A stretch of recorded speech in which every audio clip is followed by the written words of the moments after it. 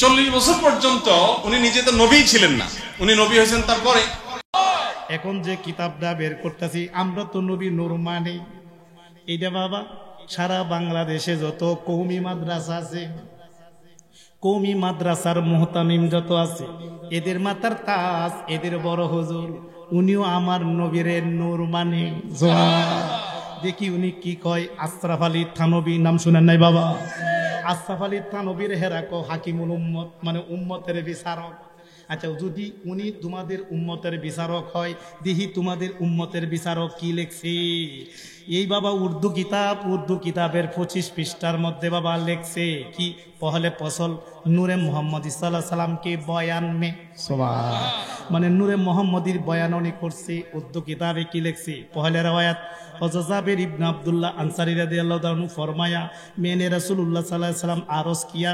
হযরত জাবির ইবনে আব্দুল্লাহ একজন সাহাবী ছিলেন, আমার নবীর কাছে গিয়ে আরজ করলেন, মেরে মা বাপ আপ কোরবান হোক। ইয়া রাসূলুল্লাহ, নবী গো, আমার যে মা বাপ আছে আপনার কদমে উৎসর্গ হোক, আমি একটা জিনিস জানতে চাই। নবী কো কি জানতে চাও? को अल्लाह ताला तमाम चीजों से पहले किस चीजों पैदा किया? या रसूल अल्लाह सब किसु बानानोर आगे अल्लाह की बनाइছে?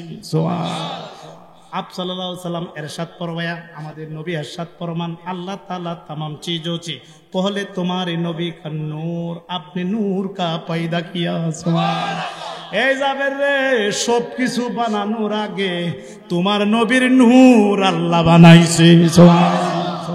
শুধু তা নয়, এদের বড় হুজুর আরো লাগেন, নবীর কখন বানাইছে, নবীর নূর কখন বানাইছে। উজ ওয়াক্ত লহু তাহানা, কলম তাহানা, বেহেজ তাহানা, দুজক তাহানা, ফরশত তাহানা, আসমান তাহানা, জমিন তাহানা, সুরুজ তাহানা, চাঁদ তাহানা, দিন তাহানা, ইনসান তাহানা। জোরে কোন সুবহান। যখন নবীদের বানাইছে তখন আসমান ছিল না, জমিন ছিল না, লৌহ ছিল না, কলম ছিল না, চন্দ্র ছিল না, সূর্য ছিল না, জিন ছিল না, ইনসান ছিল না, ফেরেশতা ছিল না। তখন আমার দয়াল নবীর নূর আল্লাহ বানাইছে। 26 পৃষ্ঠার মধ্যে আরো মজা কইরা লেখেন, সুবহানাল্লাহ বলতেন বাবা। 26 পৃষ্ঠা পাঁচ রাওয়ায়াত, মানে পঞ্চম রাওয়ায়াত লেখে হযরত আলী রাদিয়াল্লাহু তাআলা আনহু রাওয়ায়াত। নবী সাল্লাল্লাহু আলাইহি সাল্লাম ফরমায়া, হযরত মাওলা আলী থেকে বর্ণনা করেন, ইনি বলেন আদম আলাইহিস সালাম কি পয়দা आहर ने 14,000 साल पहले हुजूर एक नूर रखता है। হযরত মাওলা আলী বলেন, আমার নবী কখন থেকে নবী? আদম নবীকে বানানোর, ঠিক এভাবে লেখাম, আদম নবীকে বানানোর আরো 14,000 বছর আগে আল্লাহ নবীকে আল্লাহ নূর দেয়া নবী বানায়া রাখছে। তাহলে এদের বড় হুজুর কি লিখছে, নবী মারে না নূর। আমার নবী কি আদমের পরে নবী না আগে? কত আগে? আরো 14,000 বছর। আর এই খারিজি আহলে কবিজ বক্তা আহমদুল্লাহ ক নবী নাকি 40 বছর বয়সে নবী হইছে, ইহার আগে নাকি নবী ছিল না। নাউজুবিল্লাহ কইতেন না। অথচ মিশকাতুল মাসাবির মধ্যে হাদিস কানা আছে, হযরত আবু হুরায়রা নবীকে প্রশ্ন করলেন, মাতা ওয়াজাবাত লাকান নবুওয়াত ইয়া রাসূলুল্লাহ। 513 পৃষ্ঠা মিশকাতুল মাসাবি। নবীকে প্রশ্ন করলেন আবু হুরায়রা, ইয়া রাসূলুল্লাহ, নবী গো, আপনি নবী কখন থেকে নবী? আপনি কি 570 খ্রিস্টাব্দে নবী না এর আগে নবী? আমার নবী কই, কুনতু নাবিয়া ওয়া আদামু বাইনার রূহি ওয়াল জাসাদ, রাওয়াহু তিরমিজি। আমার নবী বলেন, হে আবু হুরায়রা, আমি কখন থেকে নবী? শুনো, আদমের যখন খোঁজ খবর নাই, আদমের দেহর বা ছিল, রুহুর বা ছিল, তখনও আমি দয়াল নবী নবী ছিলাম। তাহলে আমার দয়াল নবী কি আদমের পরে নবী না আগে? কত? 14,000 বছর আগে। সুবহানাল্লাহ বলেন জোরে।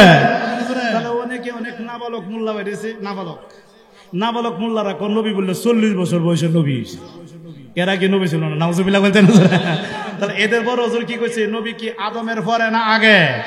কত আগে? 14,000 বছর। সুবহানাল্লাহ বলতেন জোরে। তাহলে আমাদের আকীদা দিয়ে বড় হুজুরে রাখছে, ইতানে বাবা বড় হুজুরের মানে না। এটা কি আদব না বেয়াদব? এই সুডুকুটি হুজুর বলিছে, চড়ি বই ফিরে ওয়াজ পড়ে, কিতাব তো নাই, ওই চড়ি বই ফিরে পড়ে, ইতানে কোন নবী মারি। আর এদের বড় হুজুর কোন নবী নূরের, শুধু নূর না, নবীজির আপাত মস্তক নূর, সবকিছু নূর। চিৎকার দিয়ে কোন। তাহলে আমরা কি আকীদার সাথে একমত আছে কি না? কে কে আছে হাত তুলে দেখায়। নারে তাকবীর, নারে রিসালাত, আহলে সুন্নাত ওয়াল জামাত। সবাইকে মারহাবা।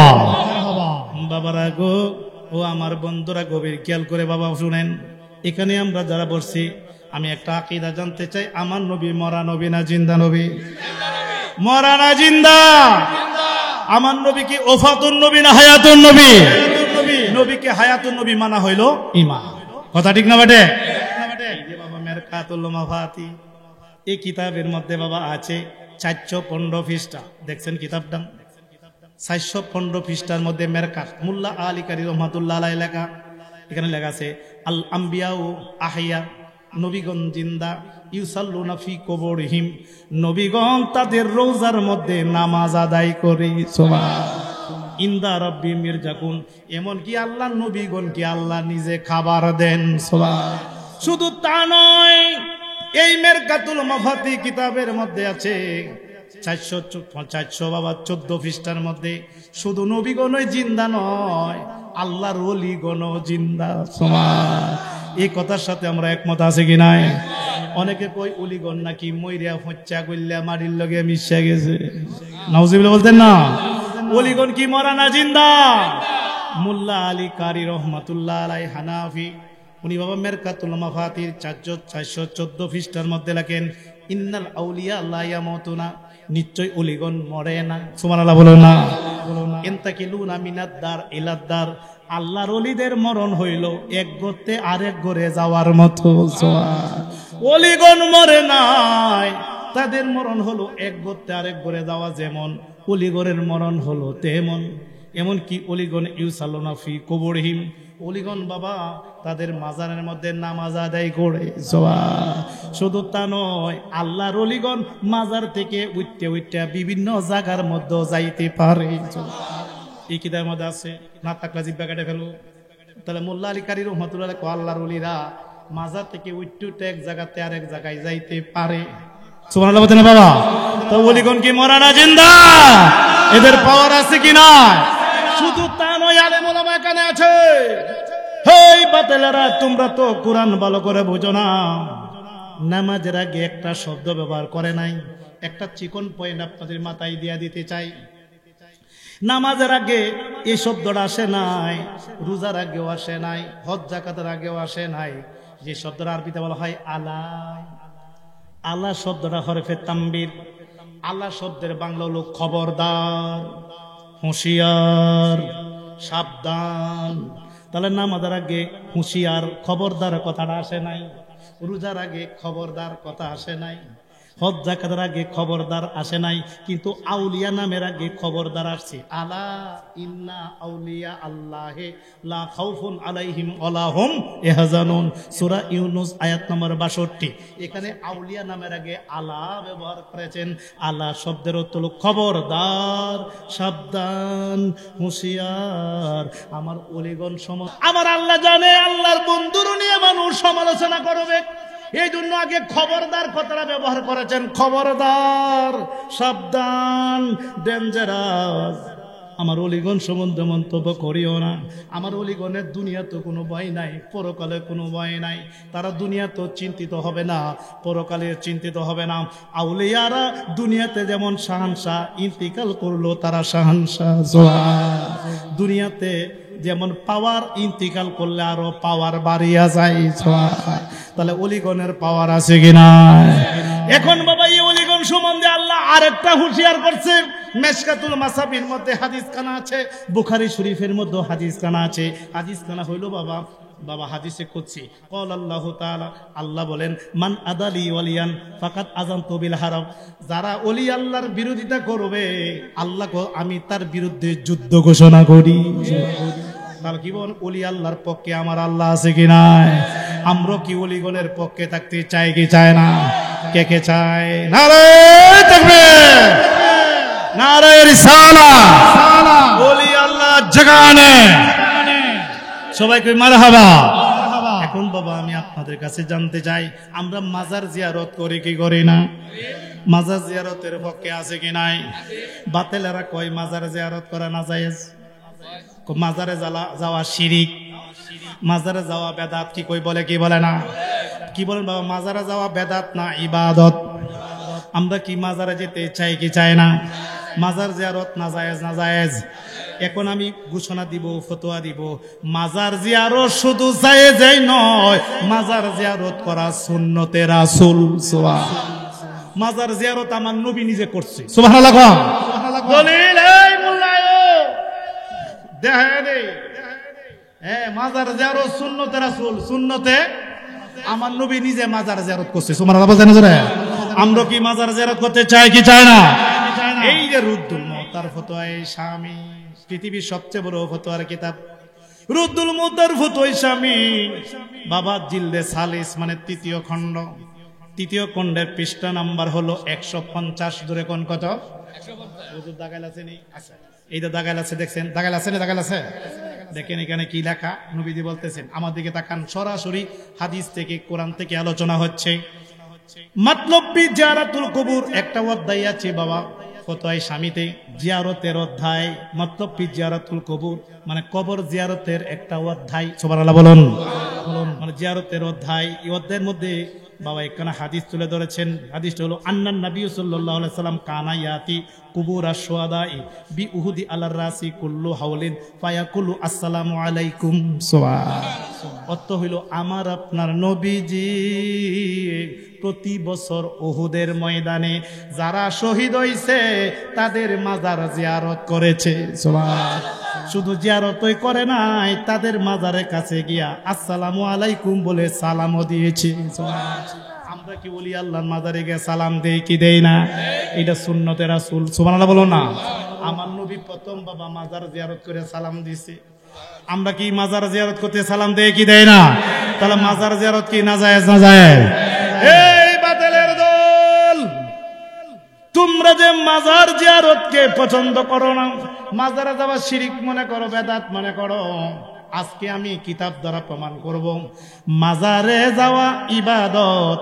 মাজারে গেলে বাবা বরকত পাওয়া যায়, মাজারে গেলে দোয়া কবুল হয়, মাজারে গেলে বাবা মুসিবত দূর হইয়া যায়। মাজারে গেলে বরকত পাওয়া যায়, মাজারে গেলে দোয়া কবুল হয়, এমনকি মাজারে গেলে মুসিবত বিপদ দূর হইয়া যায়। আমার মুখের কথা নয়। এই বাতিলের দল, আসো আসো আসো, না দেখাই তাহলে জিহ্বাটা কেড়ে ফেলবো। আর যদি দেখাইতে পারি কোনদিন ওলি আল্লাহর বিরোধিতা করতে পারবা না। কি বলেন ঠিক না বেটে? আসো, মাইক দিয়ে ডাকতেছি, আয়ো। কালকা তোমরা গীবত গাইও না, আজকে বলে এই জামালপুরের অল ওভার সব বাতিলের ডাকতাছি, আসো ফোন দিয়ে আনো। আমি থাকতে থাকতে কিতাব নিয়ে আসছি। ওলি আল্লাহর মাজারে যাওয়া বেদাত নয়, ওলি আল্লাহর মাজারে যাওয়া ইবাদত। প্রমাণ করব। ফতোয়ায়ে শামী জিলদে আউয়াল। সুবহানাল্লাহ বলুন। রুদ্দু, আমরা কি কষ্ট হইতাছে? সরাসরি হাদিস থেকে বলতেছে, ঠিক না? ইতা কিতাব সহি দেখছে না, এটা কিতাব চতুর্থ হতো না। এমন কিছু মোল্লা আছে কিতাবের মুরাদ টাইপ হতো না, মানো না কো মুরাদ হইব, ভিতর তো ফাটতই না, মুরাদ হইব হতো না। দেখবেন ছোট ছোট ছুটি বই আছে না, ইতা বই ফেরা লাফাই লাফাই কুয়ার মধ্যে, কুয়ার ব্যাংক মনে হয় পৃথিবীটা বুঝি কুয়ার ভিত্তে কই দুই পৃথিবী। আসলে এটা মধ্যে কিতাব নাই, কত বড় দুঃখাবাজ। এটা নামের আগে মুক্তি লাগা গড়ে একটা ফতোয়ার কিতাব নাই, কথা ঠিক না বেড়ে? নামের আগে মুফাসসির লাগা গড়ে একটা তাফসীরের কিতাব নাই, নামের আগে শাইখুল হাদিস লাগা গড়ে একটা হাদিসের কিতাব নাই। তাহলে এটা কি দুঃখাবাজি নয়? এটা কি প্রতারণা নয়? এই বেটা এই কিতাবটা কিনলে 48,000 টাকা দিয়া লাগে, কয়টা বেতন ফল বেটা? মুসের মধ্যে দাঁড়ায় দাঁড়ায় মানুষের গুমরা করস, প্রদষ্ট করস বেটা। কিতাবটা কিনস না, যতই পড়িবি ততই শিখিবি। কিতাব কিনতেই তো মাজারে যাওয়া যায়, পেয়ে ফেলবে, কথা ঠিক না বেটে? এখন বাবা রুদ্দুল মুহতার ফতোয়ায়ে শামী প্রথম খণ্ড পৃষ্ঠা নাম্বার 149। জোরে কোন কত? 149 পৃষ্ঠা, 149 পৃষ্ঠা। দেখেন কি লেখছে। আপনার সবাই আমার দিকে তানানোর কথা বুঝে আসবে না। এই যে দেখেন, হুজুর দাগাল আছে না? এই দেখেন দাগাল আছে, এটা আমার আঙ্গুলে লাগে, দেখছেন আছে? হ্যাঁ, আমি পড়ি এটা ভাই সবাই ভূতাত্ম না, মৌলানা জানে যে জব নাই বাবা, বুধার নকটা দিকে হর লাগে। সুবহানাল্লাহ কইতেন। এটা ইদার ফাতার মোল্লারা কি জানে, এটা মানছে বুধা দুঃখা দিতেছে। সামনে তো আয় না, এই যে ডাহা দাহি সামনে আয় না, পরে দিন দেখবার কুড়ু কুড়ু করবো, কথা ঠিক না বেঠে? আমরা কি কষ্ট হইতাছে? আমরা সুন্নি আলেমরা প্রত্যেকটা কথার পিছে দলিল আছে কিনা? বাবা দেখেন 149 পৃষ্ঠা ক্বালা ইন্নী লা আতাবারাকা বিআবি হানিফা। ইমাম শাফি বলেন, ইমাম শাফি একটা মাযহাবের ইমাম, কথা ঠিক না বেঠিক? এখানে যারা আমরা বলছি আমরা মাযহাব মানে কি মানি না? মাযহাব কয়জন? কয়টা মাযহাব? হানাফি, শাফি, মালিকি, হাম্বলি, কয়টা? চারটে। চারো মাযহাব মানা হলো ওয়াজিব, কিন্তু অনুসরণ করতে হবে একটাকে। সুবহানাল্লাহ বলুন। আমরা অনুসরণ করি কাকে? হানাফিকে। কাকে? কিন্তু এই তিনটো সঠিক, কথা ঠিক না বেঠিক? আমরা চারো মাযহাব মানে কি মানি না? আরেকটা আছে লা মাযহাবি, এটা মাযহাব বানান, এটা ইহুদি শেখার। আহলে কবিশ, এটা ইহুদি শেখার। ইসলাম দ্বারা শেষ করেছি তারা, সব বলে বেদাত। নাউজুবিল্লাহ বলতে না? আচ্ছা, আমরা হানাফি, আমরা কি? কিন্তু শাফিও সঠিক। শাফি আল্লাহর ওলি। শাফি মাযহাবের 4 জন মাযহাবের ইমাম আওলাদের রাসূল এবং আল্লাহর ওলি। চিৎকার দেখুন সুবহানাল্লাহ। ইমাম শাফি রহমাতুল্লাহ আলাইহি কয়, আমার দিকে তাকান, ক্বালা ইমাম শাফি ইন্নী লা তাবাররাকা বিআবি হানিফা ওয়াজিদু ইলাল কবর। ইমাম শাফি কয়, আমি আবু হানিফার মাজার থেকে বরকত হাসিল করি। সুবহানাল্লাহ। তাহলে ওলি আল্লাহর মাজারে গজব না বরকত? তাহলে উনি বলতেছেন আমি আবু হানিফা রহমাতুল্লাহ মাজার থেকে বরকত হাসিল করি। সুবহানাল্লাহ বলতেন বাবা। এক ওলি আরেক ওলির মাজার থেকে বরকত হাসিল করে। এরপর উনি বলতেছেন ফাইজা আরাদাতলি হাজ্জাত, যখন আমার মধ্যে কোনো মুসিবত আসে, যখন আমার মধ্যে কোনো বিপদ আসে, ইমাম শাফি কয় যখন আমার মধ্যে কোনো মুসিবত আসে, আমার মধ্যে কোনো বিপদ আসে, সাল্লাইতু রাকাতাইনি, তখন আমি আবু হানিফা রহমাতুল্লাহর মাজারে চলে যাই, গিয়ে আমি 2 রাকাত নফল নামাজ পড়ি। ইমাম শাফি কয় যখন আমার মধ্যে মুসিবত আসে গো, আমি চলে যাই আবু হানিফার মাজারে, গিয়ে আমি 2 রাকাত নফল নামাজ পড়ে ওয়াসালতুল্লাহি তাআলা, আমি আল্লাহ পাকের কাছে যখন প্রার্থনা করি, দোয়া করি, ফাতাখদিউ সারিয়ান, সাথে সাথে আমার দোয়া কবুল হইয়া যায়। সুবহানাল্লাহ।